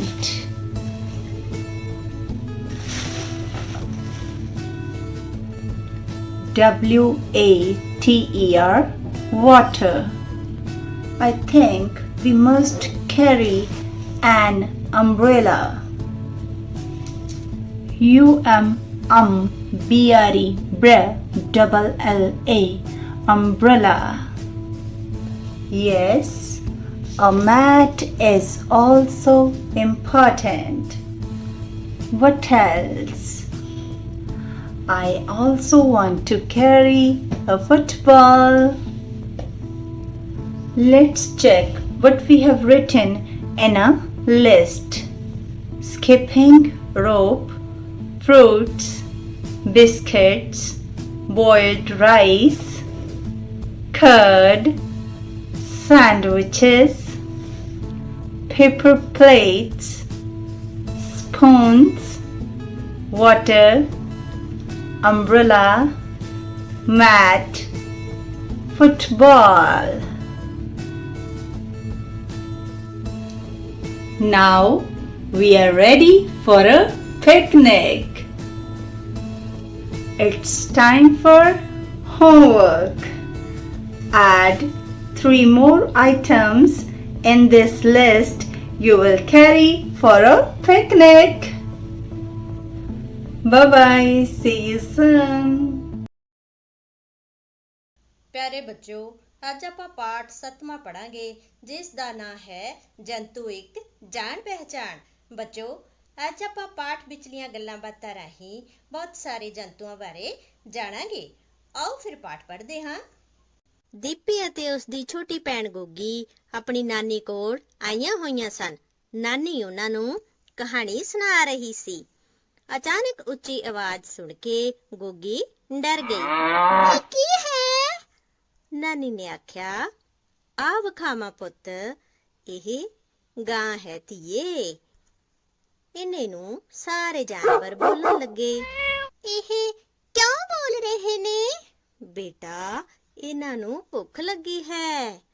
ਫਿਰ ਨਾਨੀ ਨੇ ਗਾਂ ਤੇ ਮੱਝ ਨੂੰ ਚਾਰਾ ਪਾ ਦਿੱਤਾ। ਦੀਪੀ ਨੇ ਕੁੱਤੇ ਅਤੇ ਬਿੱਲੀ ਨੂੰ ਦੁੱਧ ਪਾ ਦਿੱਤਾ ਅਤੇ ਗੋਗੀ ਨੇ ਮੁਰਗੀ ਨੂੰ ਦਾਣੇ ਪਾ ਦਿੱਤੇ। ਵੇਖੋ ਬੇਟਾ, ਸਾਰੇ ਜਾਨਵਰਾਂ ਦਾ ਭੋਜਨ ਵੱਖੋ ਵੱਖਰਾ ਹੈ। ਗਾਵਾਂ, ਮੱਝ ਚਾਰਾ ਖਾ ਰਹੇ ਹਨ, ਕੁੱਤਾ ਅਤੇ ਬਿੱਲੀ ਦੁੱਧ ਪੀ ਰਹੇ ਹਨ, ਮੁਰਗੀਆਂ ਦਾਣੇ ਖਾ ਰਹੀਆਂ ਹਨ। ਬੱਚਿਓ, ਤੁਸੀਂ ਵੇਖ ਰਹੇ ਹੋ ਕਿ ਪਾਲਤੂ ਜਾਨਵਰਾਂ ਨੂੰ ਭੋਜਨ ਅਸੀਂ ਆਪ ਪਾਉਂਦੇ ਹਾਂ, ਜਿਵੇਂ ਗਾਂ, ਮੱਝ, ਕੁੱਤਾ, ਬਿੱਲੀ, ਮੁਰਗੀ ਆਦਿ ਨੂੰ। ਆਓ ਹੁਣ ਅੱਗੇ ਪਾਠ ਪੜ੍ਹਦੇ ਹਾਂ। ਅਗਲੀ ਸਵੇਰ ਆਪਣੇ ਨਾਨਾ ਜੀ ਦੀ ਰੋਟੀ ਦੇਣ ਲਈ ਗੋਗੀ ਅਤੇ ਦੀਪੀ ਆਪਣੀ ਨਾਨੀ ਨਾਲ ਖੇਤ ਚਲੀਆਂ ਗਈਆਂ। ਨਾਨਾ ਜੀ ਨੇ ਰੋਟੀ ਖਾਧੀ ਤੇ ਇੱਕ ਰੋਟੀ ਬਚਾ ਕੇ ਉਸ ਦੇ ਟੁਕੜੇ ਕਰਕੇ ਖਿਲਾਰ ਦਿੱਤੇ। ਰੋਟੀ ਵੇਖ ਕੇ ਚਿੜੀ, ਕਾਂ, ਕਬੂਤਰ, ਘੁੱਗੀ, ਗਟਾਰ, ਚੂਹਾ, ਕੀੜੀਆਂ ਵੀ ਆ ਗਏ। ਇਹਨੇ ਨੂੰ ਦਰਖਤ ਉੱਤੇ ਇੱਕ ਇੱਲ ਆ ਕੇ ਬੈਠ ਗਈ। ਸਾਰੇ ਜੰਤੂ ਡਰ ਕੇ ਰੋਟੀ ਛੱਡ ਕੇ ਉੱਡ ਗਏ। ਬੱਚਿਓ, ਹੁਣ ਤੁਸੀਂ ਸੋਚ ਰਹੇ ਹੋਵੋਗੇ ਕਿ ਸਾਰੇ ਜੀਵ ਜੰਤੂ ਉੱਥੋਂ ਡਰ ਕੇ ਕਿਉਂ ਚਲੇ ਗਏ? ਕਿਉਂਕਿ ਇੱਲ ਆਪਣੇ ਤੋਂ ਛੋਟੇ ਜੀਵ ਜੰਤੂਆਂ ਨੂੰ ਖਾ ਜਾਂਦੀ ਹੈ। ਉਹ ਵੀ ਆਪਣੇ ਭੋਜਨ ਦੀ ਤਲਾਸ਼ ਵਿੱਚ ਉੱਥੇ ਆਈ ਹੋਵੇਗੀ। ਬੱਚਿਓ, ਇੱਲ ਦੀ ਤਰ੍ਹਾਂ ਹੋਰ ਜੀਵ ਜੰਤੂ ਜੋ ਪਾਲਤੂ ਨਹੀਂ ਹੁੰਦੇ, ਉਹ ਆਪਣੇ ਭੋਜਨ ਦੀ ਤਲਾਸ਼ ਆਪ ਕਰਦੇ ਨੇ, ਜਿਵੇਂ ਤੋਤਾ, ਬਗਲਾ, ਖਰਗੋਸ਼, ਕਬੂਤਰ ਅਤੇ ਚਿੜੀਆਂ ਆਦਿ। ਤਸਵੀਰ ਵਿੱਚ ਤੁਸੀਂ ਵੇਖ ਰਹੇ ਹੋ, ਤੋਤਾ ਮਿਰਚ ਖਾ ਰਿਹਾ ਹੈ, ਕਬੂਤਰ ਅਤੇ ਚਿੜੀ ਦਾਣੇ ਖਾ ਰਹੇ ਹਨ, ਖਰਗੋਸ਼ ਘਾਹ ਖਾ ਰਿਹਾ ਹੈ, ਬਗਲਾ ਮੱਛੀ ਖਾ ਰਿਹਾ ਹੈ। ਇਹ ਸਾਰੇ ਆਪਣੇ ਭੋਜਨ ਦੀ ਤਲਾਸ਼ ਆਪ ਕਰਦੇ ਹਨ। ਬੱਚਿਓ, ਉਮੀਦ ਹੈ ਹੁਣ ਤੁਸੀਂ ਬਹੁਤ ਸਾਰੇ ਜੀਵ ਜੰਤੂਆਂ ਬਾਰੇ ਜਾਣ ਗਏ ਹੋਵੋਗੇ ਅਤੇ ਉਹਨਾਂ ਦੇ ਭੋਜਨ ਬਾਰੇ ਵੀ ਜਾਣ ਗਏ ਹੋਵੋਗੇ। ਹੁਣ ਵਾਰੀ ਹੈ ਤੁਹਾਡੇ ਘਰ ਦੇ ਕੰਮ ਦੀ। ਕਿਰਿਆ ਨੰਬਰ 1। ਬੱਚਿਓ, ਪਹਿਲੀ ਤਸਵੀਰ ਤੋਤੇ ਦੀ ਹੈ। ਹੇਠਾਂ ਮਿਰਚ ਲਿਖਿਆ ਹੈ। ਸ਼ਬਦ ਪਹੇਲੀ ਵਿੱਚੋਂ ਇਸੇ ਤਰ੍ਹਾਂ ਤੁਸੀਂ ਦੂਜੇ ਜਾਨਵਰਾਂ ਅਤੇ ਪੰਛੀਆਂ ਦਾ ਭੋਜਨ ਲੱਭ ਕੇ ਉਹਨਾਂ ਦੀਆਂ ਤਸਵੀਰਾਂ ਹੇਠ ਸੁੰਦਰ ਲਿਖਾਈ ਵਿੱਚ ਲਿਖਣਾ ਹੈ। ਚੌਥੀ ਜਮਾਤ ਦੇ ਪਿਆਰੇ ਵਿਦਿਆਰਥੀਓ, ਹੁਣ ਤੱਕ ਤੁਸੀਂ ਪਾਠ 7 ਨਾਨੀ ਦੀ ਸਿੱਖਿਆ ਚੰਗੀ ਤਰ੍ਹਾਂ ਪੜ੍ਹ ਅਤੇ ਸਮਝ ਚੁੱਕੇ ਹੋ। ਅੱਜ ਅਸੀਂ ਇਸ ਪਾਠ ਵਿੱਚੋਂ ਖਾਲੀ ਥਾਵਾਂ ਭਰੋ ਕਰਾਂਗੇ। ਸਾਡਾ ਪਹਿਲਾ ਵਾਕ ਹੈ ਬੱਚਿਓ, ਸ਼ਿਕਾਰੀ ਨੇ ਸ਼ਿਕਾਰ ਨੂੰ ਫੜਨ ਲਈ ਖਾਲੀ ਥਾਂ ਵਿਛਾਇਆ ਹੋਇਆ ਸੀ। ਸੋਚੋ ਬੱਚਿਓ, ਸੋਚੋ, ਇਸ ਖਾਲੀ ਥਾਂ ਵਿੱਚ ਤੁਸੀਂ ਕੀ ਭਰੋਗੇ, ਚਾਦਰ ਕਿ ਜਾਲ? ਪਾਠ ਵਿੱਚ ਅਸੀਂ ਕੀ ਪੜ੍ਹਿਆ ਸੀ? ਜਦੋਂ ਬੁੱਧੂ ਆਪਣੀ ਨਾਨੀ ਦੇ ਘਰ ਜਾਣ ਲਈ ਤੁਰਿਆ ਤੇ ਰਾਹ ਵਿੱਚ ਭੀੜ ਆਇਆ, ਉਸ ਭੀੜ ਵਿੱਚ ਉਸਨੇ ਕੀ ਦੇਖਿਆ? ਇੱਕ ਸ਼ਿਕਾਰੀ ਨੇ ਸ਼ਿਕਾਰ ਨੂੰ ਫੜਨ ਲਈ ਜਾਲ ਵਿਛਾਇਆ ਹੋਇਆ ਸੀ। ਸਹੀ ਜਵਾਬ ਹੈ ਜਾਲ। ਸ਼ਿਕਾਰੀ ਨੇ ਸ਼ਿਕਾਰ ਨੂੰ ਫੜਨ ਲਈ ਜਾਲ ਵਿਛਾਇਆ ਹੋਇਆ ਸੀ। ਸਾਡਾ ਦੂਜਾ ਵਾਕ ਹੈ ਬੱਚਿਓ, ਕੁਝ ਖਾਲੀ ਥਾਂ ਚੋਰੀ ਕਰਨ ਦੀ ਸੋਚ ਰਹੇ ਸਨ। ਸੋਚੋ ਬੱਚਿਓ, ਹੁਣ ਇਸ ਖਾਲੀ ਥਾਂ ਵਿੱਚ ਤੁਸੀਂ ਕੀ ਭਰੋਗੇ, ਚੋਰ ਕਿ ਮੋਰ? ਪਾਠ ਵਿੱਚ ਕੀ ਆਇਆ ਸੀ? ਬੁੱਧੂ ਜਦ ਆਈ ਜਾਓ ਫਸੀ ਜਾਓ ਬੋਲਦਾ ਤੁਰਦਾ ਗਿਆ ਤਾਂ ਅੱਗੇ ਤੁਰਦੇ ਤੁਰਦੇ ਉਸ ਨੂੰ ਦੋ ਚੋਰ ਦਿਖਾਈ ਦਿੱਤੇ ਜੋ ਕਿ ਚੋਰੀ ਕਰਨ ਦੀ ਸੋਚ ਰਹੇ ਸਨ। ਬੱਚਿਓ, ਹੁਣ ਦੱਸੋ ਇਸ ਖਾਲੀ ਥਾਂ ਵਿੱਚ ਅਸੀਂ ਕੀ ਭਰਾਂਗੇ, ਚੋਰ ਕਿ ਮੋਰ? ਹਾਂਜੀ, ਸਹੀ ਜਵਾਬ ਹੈ ਚੋਰ। ਕੁਝ ਚੋਰ ਚੋਰੀ ਕਰਨ ਦੀ ਸੋਚ ਰਹੇ ਸਨ। ਤੀਜਾ ਵਾਕ ਹੈ ਬੱਚਿਓ, ਪਿੰਡ ਦੇ ਲੋਕ ਇੱਕ ਖਾਲੀ ਥਾਂ ਦੀ ਅਰਥੀ ਚੁੱਕੀ ਮੜੀਆਂ ਵੱਲ ਜਾ ਰਹੇ ਸਨ। ਸੋਚੋ ਬੱਚਿਓ, ਹੁਣ ਇਸ ਖਾਲੀ ਥਾਂ ਵਿੱਚ ਤੁਸੀਂ ਕੀ ਭਰੋਗੇ, ਨੌਜਵਾਨ ਕਿ ਬੱਚੇ? ਪਾਠ ਵਿੱਚ ਤੁਸੀਂ ਕੀ ਪੜ੍ਹਿਆ ਹੈ? ਬੁੱਧੂ ਜਦ ਥੋੜੀ ਹੋਰ ਅੱਗੇ ਗਿਆ ਤਾਂ ਉਸ ਪਿੰਡ ਦੇ ਲੋਕ ਇੱਕ ਨੌਜਵਾਨ ਦੀ ਅਰਥੀ ਚੁੱਕੀ ਮੜੀਆਂ ਵੱਲ ਜਾ ਰਹੇ ਸਨ। ਸਹੀ ਉੱਤਰ ਕੀ ਹੋਇਆ ਫਿਰ? ਸਹੀ ਉੱਤਰ ਹੋਇਆ ਨੌਜਵਾਨ। ਪਿੰਡ ਦੇ ਲੋਕ ਇੱਕ ਨੌਜਵਾਨ ਦੀ ਅਰਥੀ ਚੁੱਕੀ ਮੜੀਆਂ ਵੱਲ ਜਾ ਰਹੇ ਸਨ। ਚੌਥਾ ਵਾਕ ਹੈ ਬੱਚਿਓ, ਅਗਲੇ ਪਿੰਡ ਵਿੱਚ ਇੱਕ ਖਾਲੀ ਥਾਂ ਦਾ ਵਿਆਹ ਸੀ। ਇਸ ਖਾਲੀ ਥਾਂ ਵਿੱਚ ਤੁਸੀਂ ਕੀ ਭਰੋਗੇ, ਲੜਕੀ ਕਿ ਬੁੱਢੀ? ਸੋਚੋ ਬੱਚਿਓ। ਹੋਰ ਅੱਗੇ ਜਾਂਦਿਆਂ ਬੁੱਧੂ ਨੇ ਦੇਖਿਆ ਕਿ ਅਗਲੇ ਪਿੰਡ ਇੱਕ ਕੁੜੀ ਦਾ ਵਿਆਹ ਸੀ। ਸਾਰਾ ਪਰਿਵਾਰ ਅਤੇ ਰਿਸ਼ਤੇਦਾਰ ਖੁਸ਼ ਸਨ। ਇਸੇ ਲਈ ਉੱਤਰ ਹੋਇਆ ਲੜਕੀ। ਅਗਲੇ ਪਿੰਡ ਵਿੱਚ ਇੱਕ ਲੜਕੀ ਦਾ ਵਿਆਹ ਸੀ। ਆਖਰੀ ਵਾਕ ਹੈ ਬੱਚਿਓ, ਕਿਸਾਨ ਦੀ ਪੱਕੀ ਖਾਲੀ ਥਾਂ ਨੂੰ ਅੱਗ ਲੱਗੀ ਹੋਈ ਸੀ। ਸੋਚੋ ਬੱਚਿਓ, ਇਸ ਖਾਲੀ ਥਾਂ ਵਿੱਚ ਕੀ ਆਏਗਾ, ਫਸਲ ਕਿ ਰੋਟੀ? ਥੋੜੀ ਦੂਰ ਅੱਗੇ ਕਿਸੇ ਕਿਸਾਨ ਦੀ ਪੱਕੀ ਕਣਕ ਨੂੰ ਅੱਗ ਲੱਗੀ ਹੋਈ ਸੀ। ਲੋਕੀ ਅੱਗ ਬੁਝਾ ਰਹੇ ਸਨ। ਉਹ ਅੱਗ ਉੱਪਰ ਪਾਣੀ ਪਾ ਰਹੇ ਸਨ। ਉੱਤਰ ਕੀ ਹੋਇਆ ਬੱਚਿਓ ਫਿਰ? ਹਾਂਜੀ, ਫਸਲ। ਕਿਸਾਨ ਦੀ ਪੱਕੀ ਫਸਲ ਨੂੰ ਅੱਗ ਲੱਗੀ ਹੋਈ ਸੀ। ਘਰ ਦਾ ਕੰਮ। ਪਾਠ ਵਿੱਚ ਆਏ ਖਾਲੀ ਥਾਵਾਂ ਤੁਸੀਂ ਸਾਰੇ ਬੱਚਿਆਂ ਨੇ ਆਪਣੀ ਕਾਪੀਆਂ ਵਿੱਚ ਕਰਨੇ ਹਨ।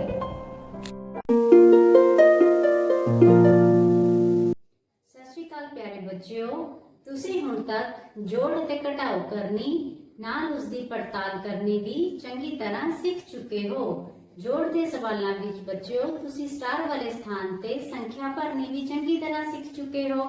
ਅੱਜ ਅਸੀਂ ਕਰੰਸੀ ਨੋਟਾਂ ਅਤੇ ਬੈਂਕ ਖਾਤੇ ਦੀ ਕਾਪੀ ਦੀ ਸਹਾਇਤਾ ਦੇ ਨਾਲ ਘਟਾਓ ਦੇ ਸਵਾਲਾਂ ਵਿੱਚ ਸਟਾਰ ਵਾਲੇ ਸਥਾਨ ਤੇ ਸੰਖਿਆ ਭਰਨੀ ਸਿੱਖਾਂਗੇ। ਹਾਂਜੀ ਬੱਚਿਓ, ਇਹ ਹੈ ਗੁਰਨੂਰ ਦੇ ਬੈਂਕ ਖਾਤੇ ਦੀ ਕਾਪੀ। ਬੱਚਿਓ, ਇਸ ਵਿੱਚ ਪਾਣੀ ਡੁੱਲਣ ਕਰਕੇ ਸਾਨੂੰ ਵੱਖ-ਵੱਖ ਮਿਤੀ ਨੂੰ ਜਮ੍ਹਾਂ ਕਰਾਈ ਰਾਸ਼ੀ, ਕਢਵਾਈ ਰਾਸ਼ੀ ਅਤੇ ਬਕਾਇਆ ਰਾਸ਼ੀ ਦਾ ਪਤਾ ਨਹੀਂ ਚੱਲ ਰਿਹਾ।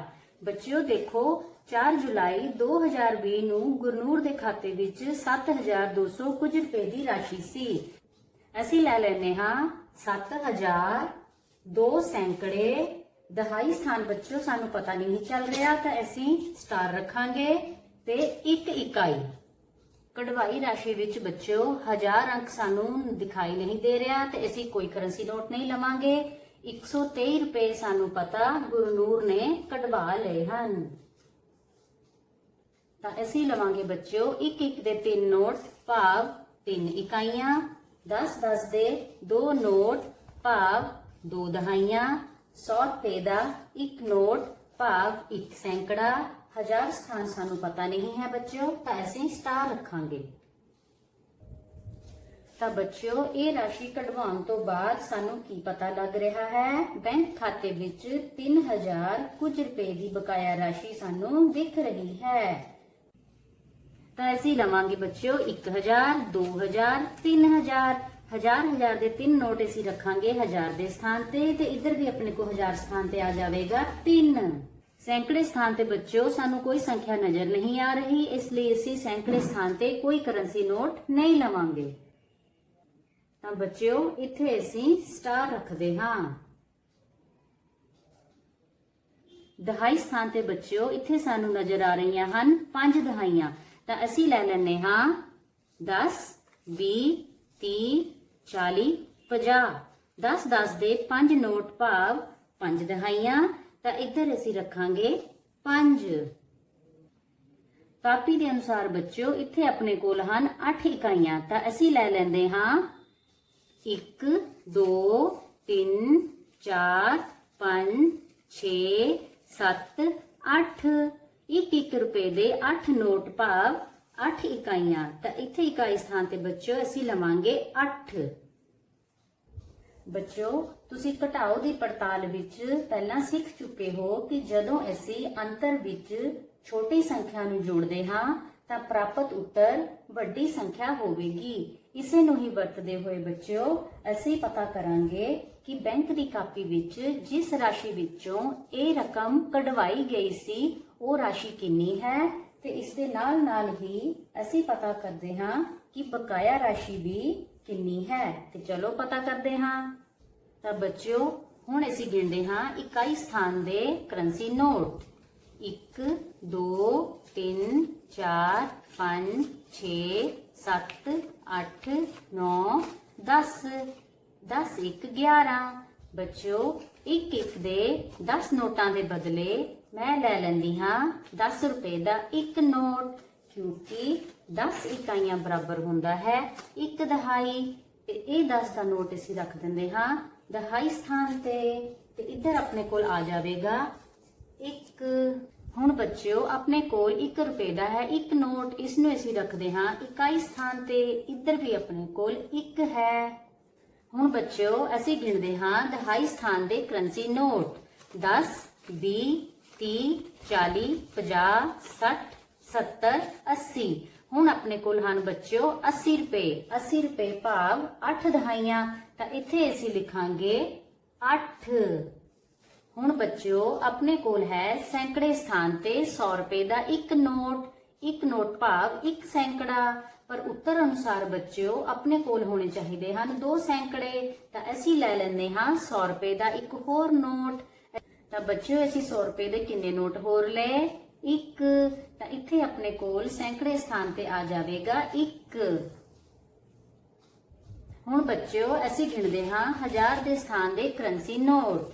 1000, 2000, 3000। ਪਰ ਬੱਚਿਓ ਉੱਤਰ ਦੇ ਅਨੁਸਾਰ ਤੇ ਆਪਣੇ ਕੋਲ 7000 ਹੋਣੇ ਚਾਹੀਦੇ ਹਨ, ਇਸ ਲਈ ਅਸੀਂ 1000 ਰੁਪਏ ਦੇ ਕੁਝ ਹੋਰ ਨੋਟ ਲੈ ਲੈਂਦੇ ਹਾਂ। 3000 ਤੋਂ ਬਾਅਦ 4000, 5000, 6000, 7000। ਹੁਣ ਬੱਚਿਓ ਅਸੀਂ 1000 ਰੁਪਏ ਦੇ ਕਿੰਨੇ ਨੋਟ ਹੋਰ ਲਏ ਹਨ? ਅਸੀਂ ਲਏ ਹਨ 4 ਨੋਟ। ਤਾਂ ਬੱਚਿਓ ਇੱਥੇ 1000 ਦੇ ਸਥਾਨ ਤੇ ਆਪਣੇ ਕੋ ਆ ਜਾਵੇਗਾ 4। ਇਸ ਤਰ੍ਹਾਂ ਬੱਚਿਓ ਤੁਸੀਂ ਦੇਖ ਰਹੇ ਹੋ ਗੁਰਨੂਰ ਦੀ ਕਾਪੀ ਵਿੱਚ 7281 ਰੁਪਏ ਦੀ ਰਾਸ਼ੀ ਸੀ, ਜਿਸ ਵਿੱਚੋਂ ਉਸਨੇ 4123 ਰੁਪਏ ਦੀ ਰਾਸ਼ੀ ਕਢਵਾ ਲਈ ਅਤੇ 3158 ਰੁਪਏ ਉਸ ਦੀ ਕਾਪੀ ਵਿੱਚ ਬਕਾਇਆ ਰਾਸ਼ੀ ਸੀ। ਇਸ ਤਰ੍ਹਾਂ ਬੱਚਿਓ ਸਟਾਰ ਵਾਲੇ ਸਥਾਨ ਤੇ ਕਿਹੜੀ ਸੰਖਿਆ ਆਵੇਗੀ ਅਸੀਂ ਉਹ ਵੀ ਪਤਾ ਕਰ ਲਈ ਹੈ।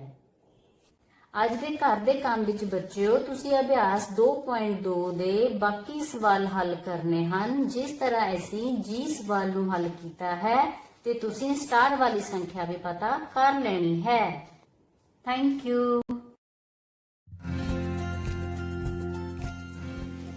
Hello students, today we will discuss picture comprehension.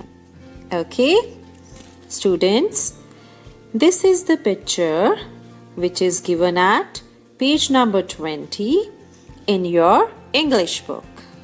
But dear students, today we will only write words for this picture. Okay, let's start. Students, look at this picture carefully and tell me, what do you see in this picture?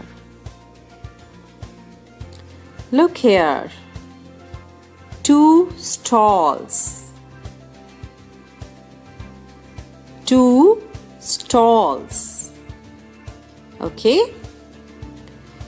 Now, what else do you see in this picture? Look here. A merry-go-round. Okay. Merry-go-round. Right? Students, what else do you see in this picture? Look here. A balloon seller. Balloon seller. Right? Okay. What else do you see in this picture? Yes. Balloons. Balloons. Okay. Now, what's left? Yes. What else do you see in this picture? Look here. Yes. Children. Children. Right?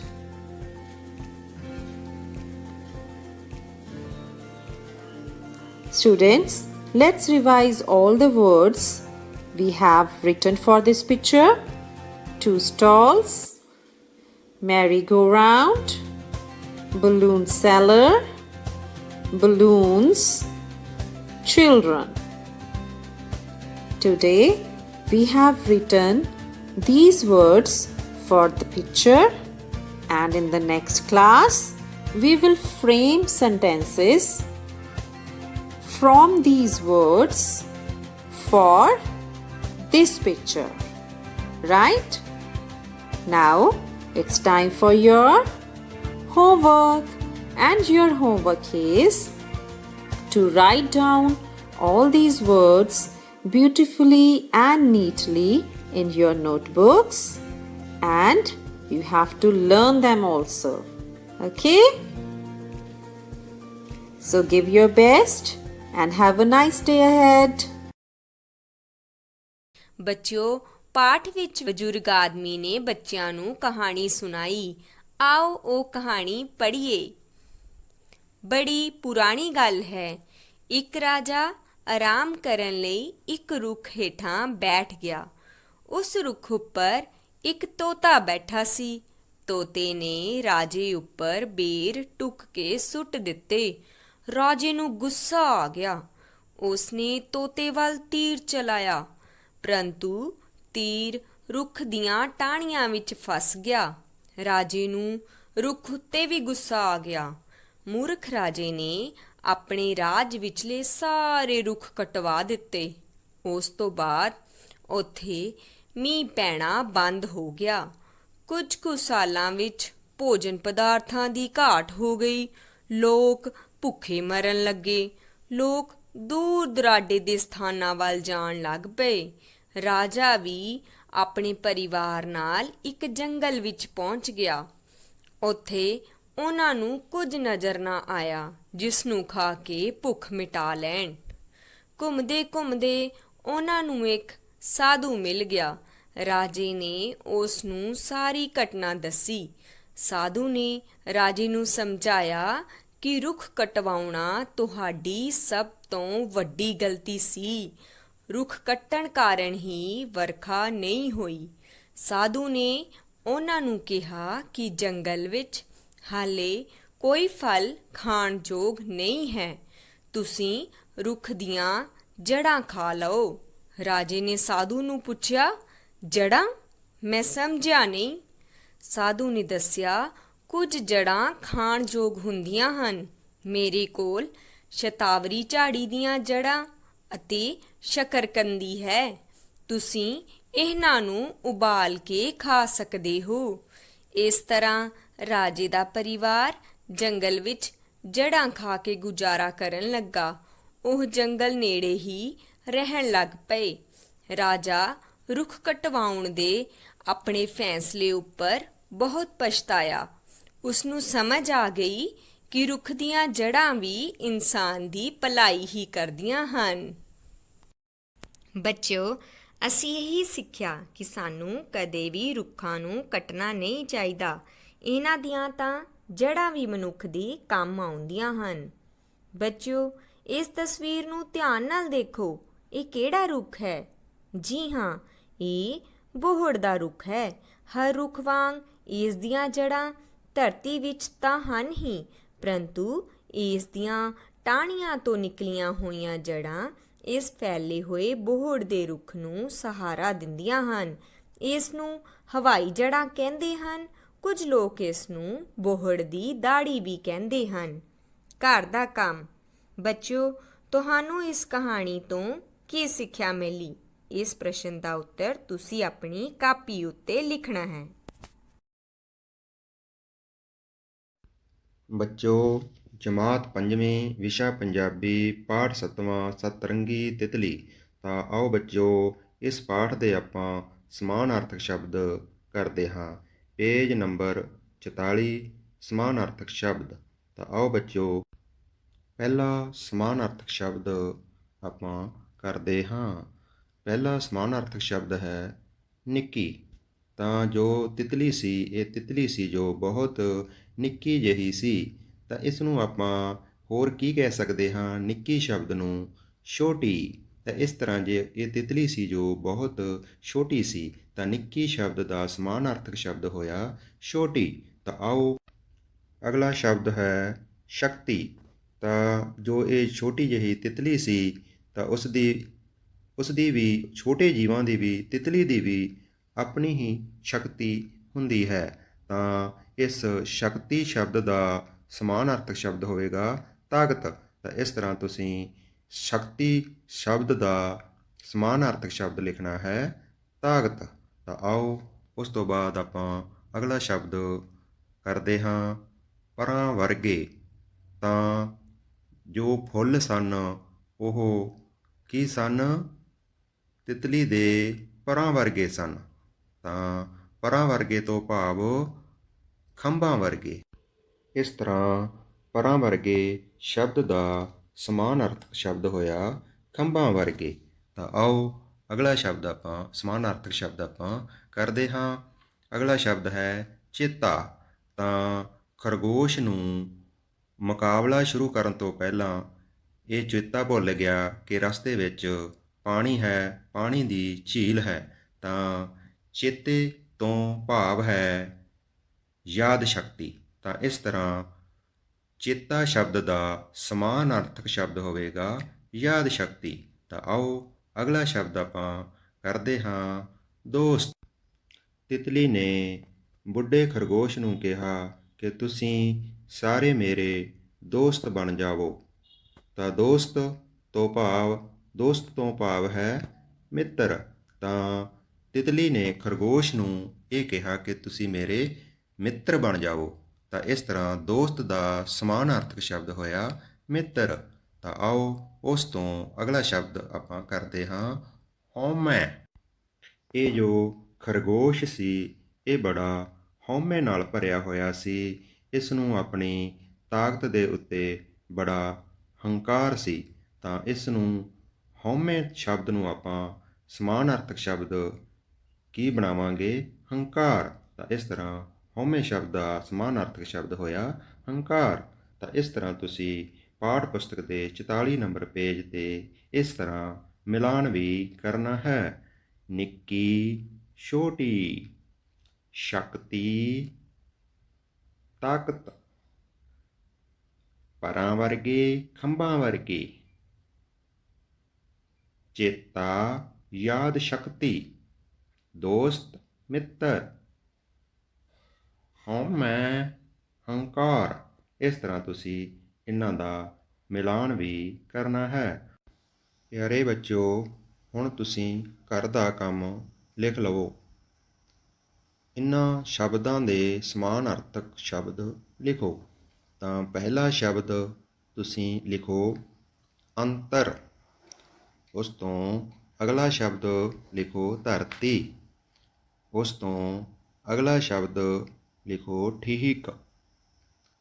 ਉਸ ਤੋਂ ਅਗਲਾ ਸ਼ਬਦ ਲਿਖੋ ਮੀਂਹ।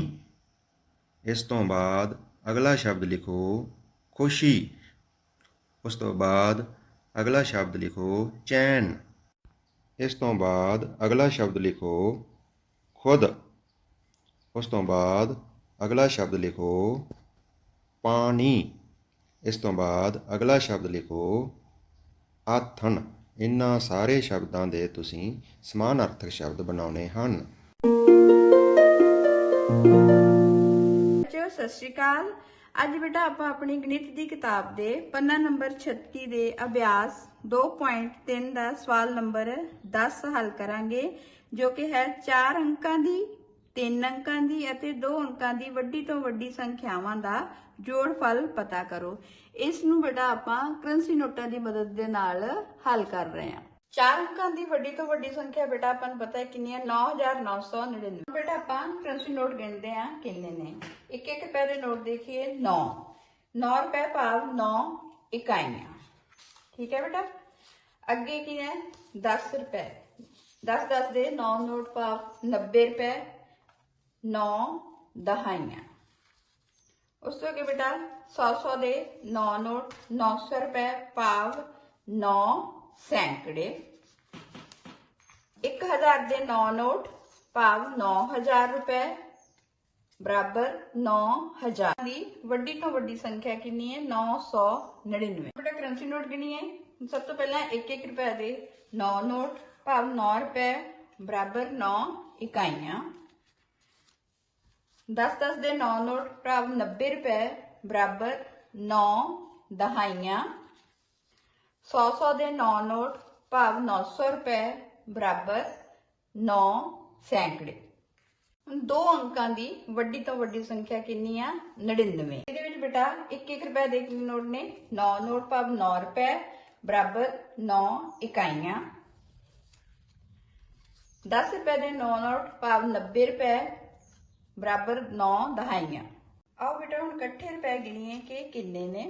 1 ਰੁਪਏ ਦੇ note ਬੇਟਾ ਗਿਣਦੇ ਆ 1 2 3 4 5 6 7 8 9 10 11 12 13 14 15 16 17 18 19 20 21 22 23 24 25 26 27।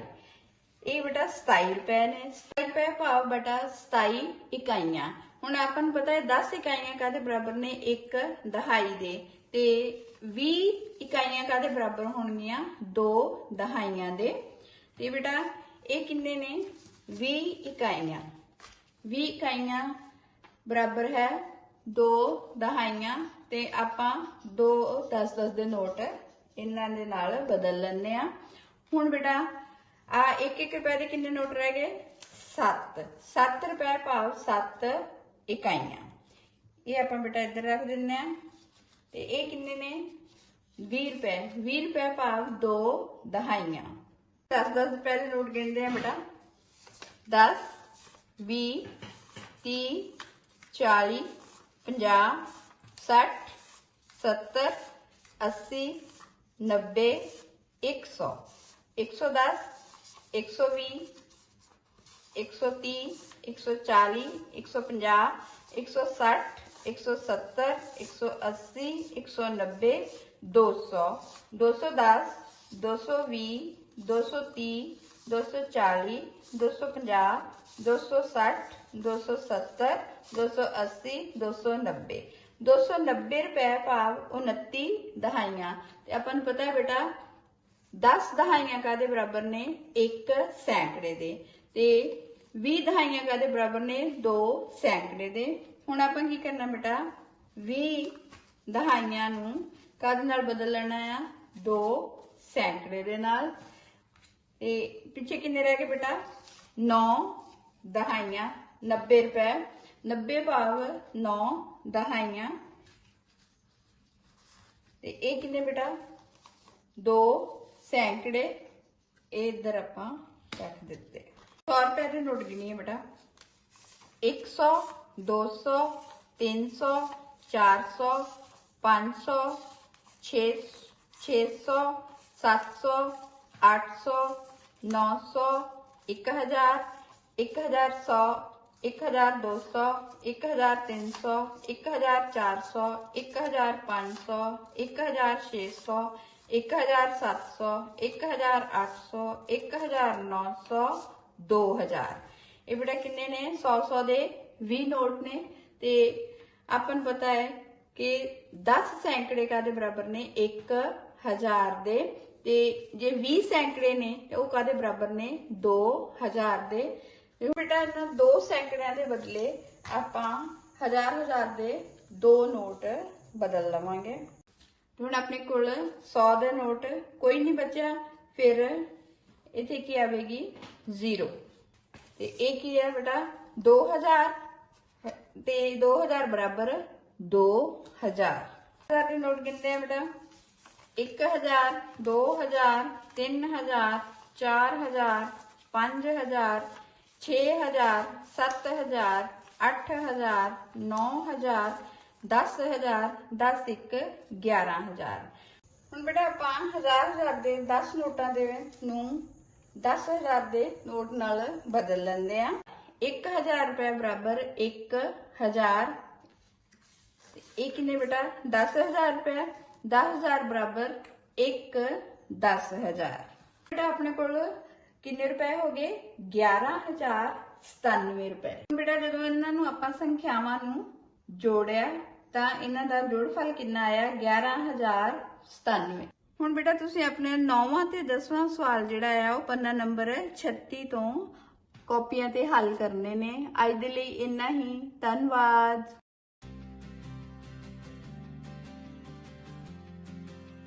Dear students, today I will tell you about pronouns. Let's start. Aman is my friend. Aman is a tall boy. Aman likes toys. Aman helps everyone. Here, the word Aman is a noun. It is a name of a person. Now, if we use the word he instead of repeating the word Aman, then the sentences would be like Aman is my friend. He is a tall boy. He likes toys. He helps everyone. Right? Here, the word he is a pronoun. So, pronoun is a word that is used in the place of a noun. It helps us to avoid repetition. Here I show you the list of pronouns. He, she, it, I, we, you, they. These are pronouns. Let's learn more. Pronouns he, she, I, we, you and they. These are used for people. We can use pronoun he for a baby, a boy, or for a man, and it is used for a singular noun, means one in number, not many. Okay? Look at this picture. Who is he? Yes, he is a doctor. His coat is white. He is a doctor. His coat is white. Here, the word he refers to a doctor, and the word his is also a pronoun. Children, the words his, her, your, mine, their. These words are used to show possession, that is, something belonging to somebody. Okay? Look, this pencil is mine. His means doctor's coat. His coat, it refers to doctor's coat. His coat is white. Okay? Let's take another example. She is a beautiful girl. Her dress is red. She is a beautiful girl. Her dress is red. Here the words she and her are pronouns which can be used for a girl or for a woman. But it should be singular, means one in number, not many. Right? Now, dear students, what is it? It is a dog. It is a dog. A dog is an animal, right? And what is it? It is a place. It is a house, and house is a place, right? Now, dear children, what is it? What is it? It is a flower, and flower is a thing. Okay? Now, dear children, look here. What is it? It is a peacock. It is a peacock. A peacock is a bird. Okay? So, we can use the pronoun it for an animal, a thing, a place, or a bird. And it is used for singular nouns, right? Hope you have understood the concept. Thank you. ਪਿਆਰੇ ਬੱਚਿਓ, ਹੁਣ ਆਪਾਂ ਵਿਸ਼ਾ ਵਾਤਾਵਰਣ ਸਿੱਖਿਆ ਜਮਾਤ 5ਵੀਂ ਪਾਠ 6ਵਾਂ ਧਰਤੀ ਸਾਡਾ ਵੀ ਘਰ ਪੜਾਂਗੇ। ਬੱਚਿਓ, ਭਾਵੇਂ ਸਾਡੇ ਰਾਸ਼ਟਰੀ ਜਾਨਵਰ ਬਾਗ ਨੂੰ ਬਚਾਉਣ ਲਈ ਬਹੁਤ ਸਾਰੇ ਯਤਨ ਕੀਤੇ ਜਾ ਰਹੇ ਹਨ, ਪਰ ਕੀ ਤੁਸੀਂ ਜਾਣਦੇ ਹੋ ਕਿ ਤੁਸੀਂ ਵਿਦਿਆਰਥੀ ਵੀ ਸਾਡੇ ਰਾਸ਼ਟਰੀ ਜਾਨਵਰ ਬਾਗ ਨੂੰ ਬਚਾਉਣ ਲਈ ਯਤਨ ਕਰ ਸਕਦੇ ਹਾਂ? ਆਓ ਜਾਣਦੇ ਹਾਂ ਟਾਈਗਰ ਸੁਰੱਖਿਆ ਲਈ ਕੀ ਯਤਨ ਕਰ ਸਕਦੇ ਹਾਂ। ਤੁਸੀਂ ਆਪਣੇ ਸਕੂਲ ਵਿੱਚ ਟਾਈਗਰ ਕਲੱਬ ਬਣਾ ਸਕਦੇ ਹੋ।